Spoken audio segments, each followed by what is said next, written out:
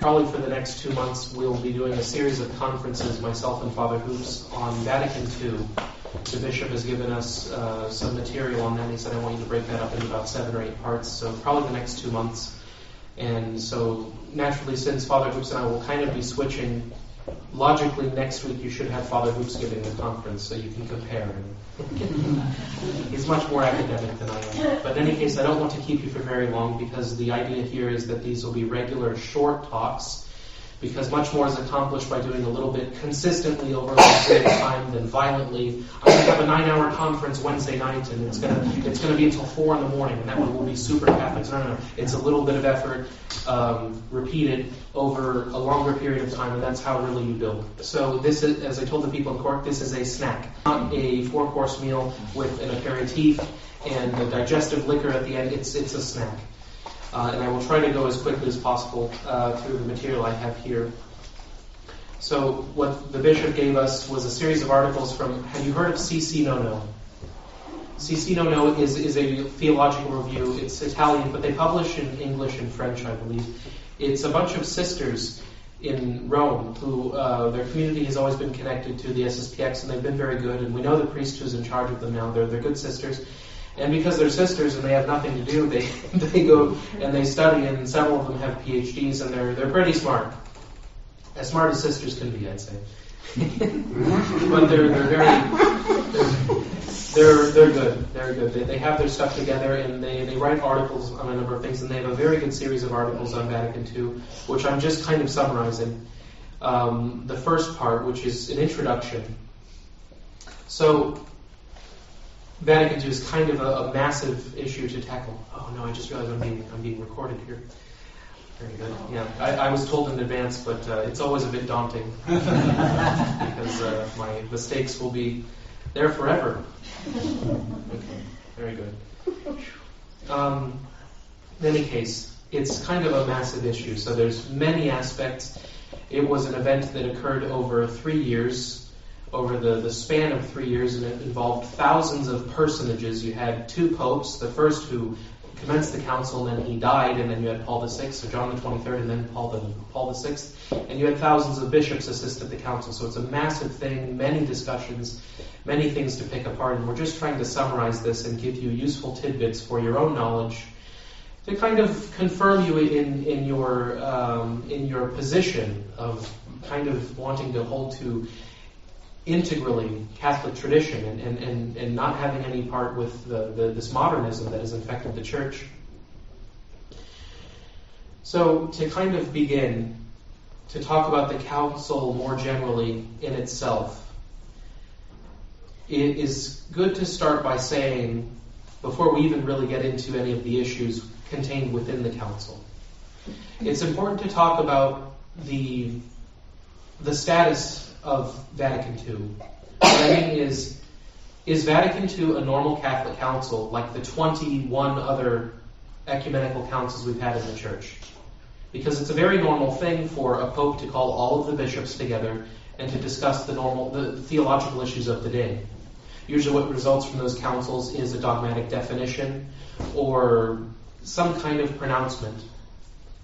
There are these errors occurring at this moment regarding the faith, and we would like to define that this here is Catholic doctrine, and we are binding every Catholic to hold this under pain of mortal sin. It's of faith. It has to be believed to go to heaven. Council of Lyon, they defined the true presence, for example. Even though it was kind of faith before, it was always part of Catholic tradition. There were various errors regarding true presence. So the Fourth Council of Lyon, the Pope and the bishops, they defined the true presence. It is now a dogma. And if you deny that, you are not Catholic. You are a heretic, and you are not Catholic. That's usually what a council is. The purpose is to defend the faith and define the faith, make it clearer.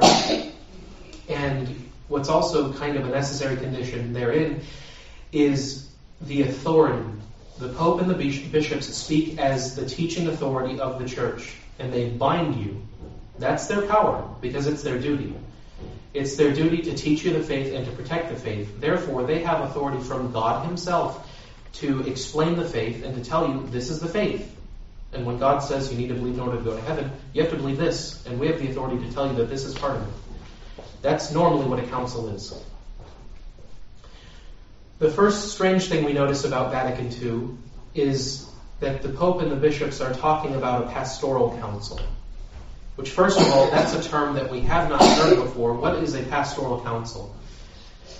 And I think it's by design that they used a term that was not clear. It's not something that's been in tradition before, so that we wouldn't really know what they were talking about. What do they mean, pastoral council? Does that mean that the emphasis will be more on moral issues? Or does it mean that we'll just be trying to teach priests how to be better pastors? What does this really mean? Well, what the Pope and the bishops, what I would say the liberals meant by pastoral council, is we do not wish to define anything. We do not wish to speak with our full, heavy Catholic authority. We don't want to make any dogmas. We don't want to make anything really serious and concrete. We are here to have discussions. We are here to discuss. That's fine, one could say. But what that does mean is that it really does seem from the mouths of the Vatican II popes and bishops, the Vatican II is really not a part of Catholic magisterium. Magisterium is the word meaning the whole body of Catholic teaching, all the councils, all the encyclicals, everything that makes up a part of Catholic teaching, that's magisterium. And as I just said a moment ago, a necessary part of that is the authority. It's the Pope and the Bishop saying, we as Pope and Bishops, the teaching authorities of the Catholic Church, we are teaching this as faith. Therefore, you need to believe it. So if here we're saying it's a pastoral council, we don't wish to define anything, we don't wish to set down anything concrete, it really does seem that there's a diminution of their authority and that they're just saying, well, we're discussing, and in reality, these are our opinions. Which means possibly I can just throw them away. Right? So that's kind of an important tidbit to notice. The word pastoral council, which was used repeatedly ad nauseum at the council. Had I better prepared this conference, I would be able to give you some references that you can retain or research and write down. We were very rushed this week. We had exams. I think everyone did okay in their exams, so good for them. But hopefully next time we'll be a bit better prepared. But it was John the 23rd at the beginning of the council and Paul VI at the end of the council. They stated that it was a pastoral council, not binding, not serious Catholic magisterium. Moving on to some of the actual errors. We're still kind of in the introduction of the council because this will last several weeks. There is the opening address of John the 23rd before the council. It was the address he gave to the cardinals and bishops at the occasion of the beginning of the council. And we notice that it's kind of tainted with a spirit of false nicety. He's already obsessed with this modern niceness. And unfortunately, the address, it would kind of be a harbinger of the whole council. It would be a harbinger of what was to come. It would set the tone for the whole council. But what I'm talking about specifically, he said at one point in his opening address, the Church believes that at present her doctrine should be explained more fully rather than simply publishing more condemnations. The Church believes that at present her doctrine should be taught more clearly, rather than just condemning. The first part I totally agree with. If someone were to come to me and say, hey, I've got this idea, we can teach the faith more clearly. That sounds great. It's really one of the only things I want is for you to know your faith really well. That's what we're doing here right now. Trying to make the faith more clear so that you have a better understanding of it. But then at the end, that little thing he adds there at the end completely changes the whole meaning of what he's talking about when he says, we want to make the faith clearer. We want to make doctrine more clear, rather than just condemning error. We don't want to just publish more lists of errors that we condemn, like was done in the past. Another thing about councils, typical Catholic councils, one of the things that results from them, usually what happens is the bishops, they discuss at great length they'll come up with a passage that perfectly portrays Catholic doctrine on a certain issue, and they'll all argue over that paragraph until everyone is sick of it, so that they have a formula, essentially, that is perfectly Catholic, and it perfectly encapsulates the Catholic faith regarding whatever point they're talking about. That will be the dogmatic constitution. We'll say that, okay, this is an exposition of what we're defining, and this is an exposition of the truth that you need to believe. After that, what they will usually come out with is a list of canons, or a list of anathema, curses, really. And usually what that looks like is, if someone does not believe this, let him be anathema. And they'll go on, if someone does not believe this, or if they profess this, let them be anathema. And they'll go on, they'll have 10, 15, 20, 30 of these curses. What those are, it's kind of a negative way of making clear the faith. If someone were to believe, for example, I guarantee you this exists, I couldn't give you the reference, but I know already that it exists. If someone were to deny the true presence, let him be anathema. Anathema is a Greek word. To let someone be anathema is let him be cursed. But that's how the church teaches. First, they show you the faith. This is what you need to believe. And then usually because they understand what people are saying and what people might be tempted to believe, they say, by the way, if you believe this, then there's a curse upon your head. You're not Catholic. That's what the church always did. It's tradition. It's what the church does. And the fact that now at Vatican II we wish to not condemn. We say, well, we just want to teach, and we don't want to condemn. There's an intrinsic contradiction in that. It really doesn't make sense. That would be like parents saying, we tell our children the right thing to do, but we absolutely refuse to ever to tell them not to do anything. Could you imagine? Could you imagine trying to raise children that way? So every time children do something that they shouldn't, you're silent, because I don't want to condemn. I just want to talk to them. I want to reason with them. Well, the house would be burnt down. They would be murdering each other, and the dog would be on fire. Like it would be mayhem. Because I don't want to condemn. That's mean. That's negativity. We don't want to do that. We just want to make things clearer. That already, and that was at the very beginning of the council before they even spoke about any of the various topics that had been put on the docket. We don't want to condemn. It set the tone for the whole council, and it would really commence this whole. I mean, Vatican II is really a great moment to point out, to show like one of the milestones in the modern world, because I don't really know. What can I point out as an example of an event before Vatican II or a person before Vatican II? Political correctness. You all know what political correctness is. PC culture. That's what the kids are calling it nowadays. Political correctness. And like already this is kind of political correctness. Like, no, we don't want to condemn. We don't want to judge. Don't judge. Everyone says that nowadays. It's already, the church already at that time is politically correct. We don't even have the backbone anymore to tell someone that's not the faith. That's not the Catholic faith. If you want to be Catholic, you cannot believe that. We don't have the strength anymore to say that. The Pope and the bishops, whose job description it is. I mean, maybe if a lady living down the street, just I don't want to condemn. Well, okay, it's not really your job. You have a job in charity to do that. But like the Pope and the bishops, it's in your job description. That's your purpose. So that was one of the first things that we noticed there. Again, I'm trying to keep this going quickly. Another thing is there's a contamination, mainly in the popes, but also in the bishops that we see, a contamination with modern thinking. The example given in the article that I summarized is taken from John the 23rd's Christmas address in 1963. So the council had already started. This is about halfway through, a good portion through the council. He gave an address to the council fathers on Christmas, 1963. he again repeated his desire that the work of the council be for,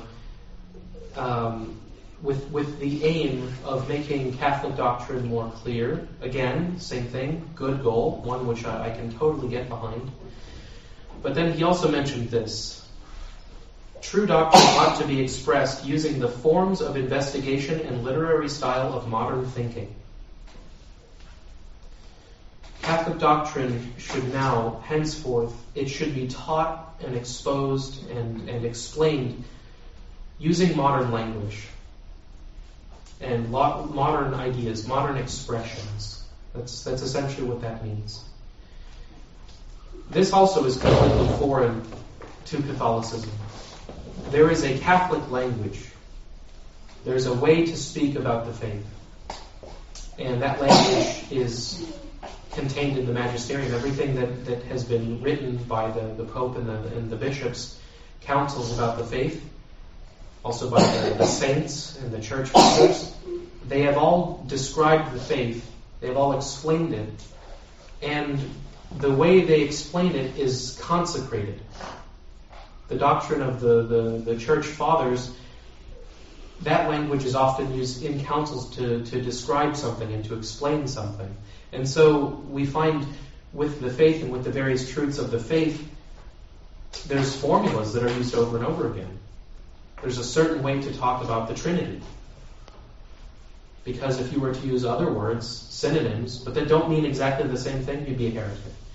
Because it's a kind of a tricky issue to talk about the Trinity. How is it that there's three persons, one God? There's hypostases and persons and substances. It's all very precise, because if you just say, well, instead of that word, I'll use another one, well, you're a heretic, because we've had heresies regarding the Trinity, all various kinds. The Son is not God because he's the Son, so he's smaller than the Father, right? So he can't be God because the Father's God. That's a heresy. Or the Holy Ghost doesn't proceed from both the Father and the Son. It's a heresy. So you have to be very precise. You can't. Well, there's probably a cooler way to say it. No, talk about a cooler way, a more up-to-date way to talk about the Trinity. Well, yeah, but probably you'd end up changing the meaning. That's kind of my point here. There's a very important relationship between language and philosophy. Philosophy is concerned with ideas. Language, it's not just literature, it's not just poetry or emotions. Words are ideas, they're thoughts. Words are thoughts. If I want to convey a thought to you, I can't just by telepathy or whatever it is, I have to convey that thought to you by means of a word. So if what I'm thinking is I'm really hungry, I can't just... Maybe if I have a certain expression, you'll figure it out. But, if I thought, oh, it's hot outside, I need a word that is perfectly faithful to that thought, and I need to say that, and you need to hear it, and then you'll decode that word, and you'll understand it, and then the thought has gone from my head to yours. But it's by means of a word, because we're not angels. Angels communicate that way. It's really neat. But that's not how men do. We need words, either spoken or written. And it's really, really important, if we want to be clear in understanding each other, that we use the right words. And so with something as important as the faith, which needs to be believed a certain way, there are certain things you need to believe. Well, the language that we use to describe the faith has to be very precise. It's one of the reasons why the church uses Latin. It's why the church has often, or not often, always been opposed to the use of the vernacular in the liturgy. Because the Mass is very important. It's central to our faith, and it's central to the work of the work of the church's prayer, her public prayer.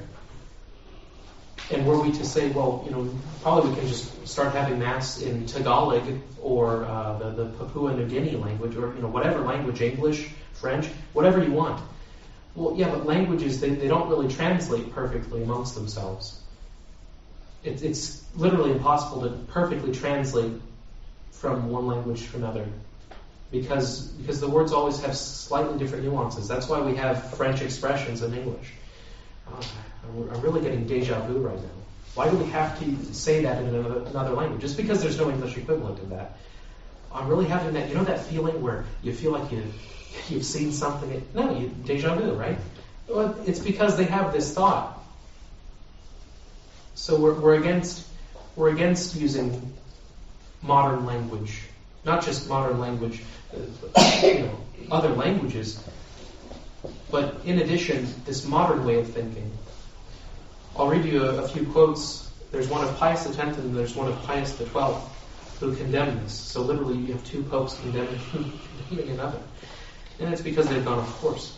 St. Pius X in his encyclical Pascendi, which is a huge encyclical and of great, great importance. He condemns modernism in that encyclical. He condemns the following phrase. So he's not saying the following phrase, he's condemning this.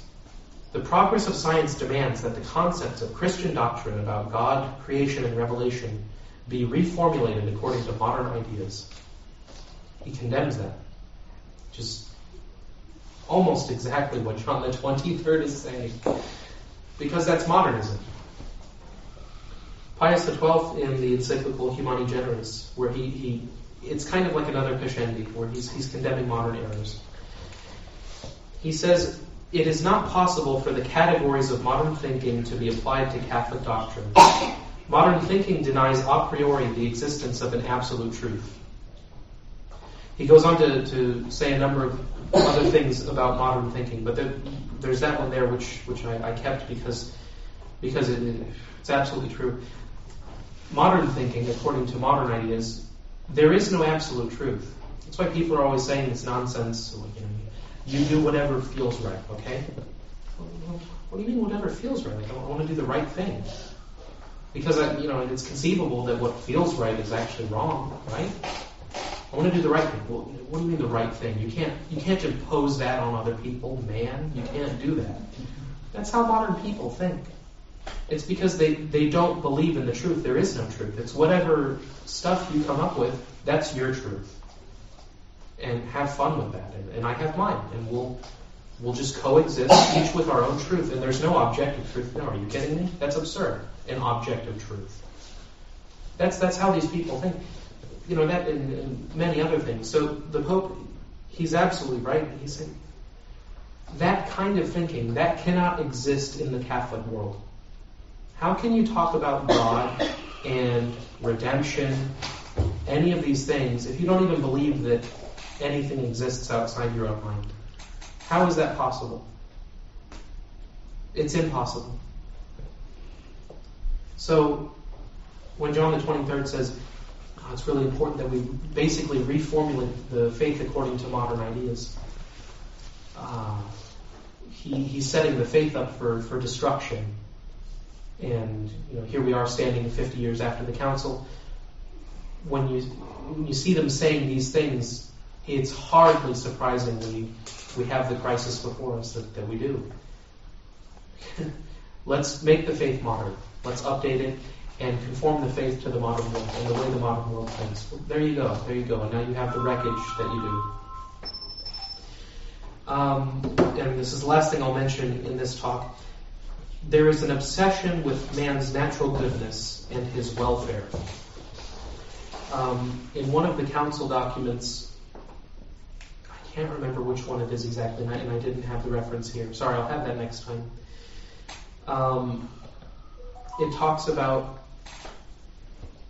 helping human society, helping the human race. And, the church should do what she can in order to help man, which, okay, already that sounds okay. And then it goes on later and mentions what it should be helping mankind with is science, culture, and technology. That's not the purpose of the church. So it's like